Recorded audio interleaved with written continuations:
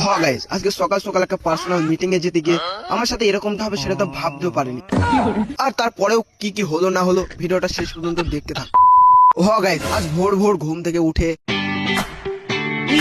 আর তখনই আমার বইয়ের শাশুড়ি আমার জন্য নিয়ে এলো গরম গরম কফি। আর আমি কফিটাকে খুব খাচ্ছিলাম ভালোভাবে, আর কফিটা এত টেস্টি যে কি বলবো, আহা সেই স্বাদ। আর ওই কফি খেতে খেতে আমার ডিজিটাল ফোনে একটা ফোন আসে। হ্যালো। এই সামিম ভাই, আমরা একটা জরুরি মিটিং করছি, তুই তো আসবি? হ্যাঁ হ্যাঁ যাবো, কোথায় বল? এই তো বেশি দূরে নয়, উত্তর 24 পরগনাতে। ঠিক আছে আমি যাচ্ছি এখনই। আরে ভাই শোন, কিরে কিছু বলবি বল? বলছিলাম ভাই যদি তোর বোর্ডকে সঙ্গে করে নিয়ে আসতে। ছি তোরা এরকম ছেলে। তারপরে আর কি একটা পার্সোনাল ব্যাগ নিয়ে পার্সোনাল মিটিং এ যাওয়ার জন্য তৈরি হলাম। আর তারপরে এই তো আমি বিল্ডিং এর বাইরে বের হয়ে পড়লাম। আর তারপরে আমি চলে আসলাম আমার 1.5 কোটি টাকা দামের স্কুটির কাছে। আর এখন আমি আমার স্কুটির ইঞ্জিন গুলো ঠিক আছে কি দেখে নেবো, কারণ অনেক দূরের রাস্তা, কোথায় কি হয়ে যাবে বলা যায় না। তাই আর কি হালকা করে চেক আপ করতে লাগলাম। তাহলে এমন সময় তেল নাই গাড়িতে। ছি কি জ্বালা।